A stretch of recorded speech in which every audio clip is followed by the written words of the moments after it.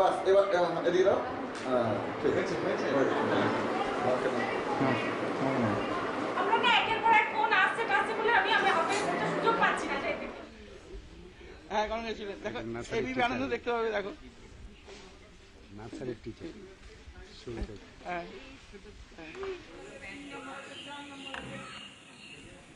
হ্যাঁ না দেখিনি তো।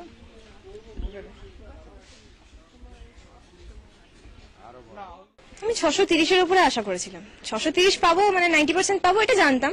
তারপর যা হবে হবে, সেটা আর করিনি। সবাইকেই তাই বলেছিলাম যে 630-এর উপরে আমি কিছু এখন বলবো না, আমি নিজেও জানি না। সেটাই। কতটা সময় দিয়েছিলেন নিজেকে পড়াশোনা করতে?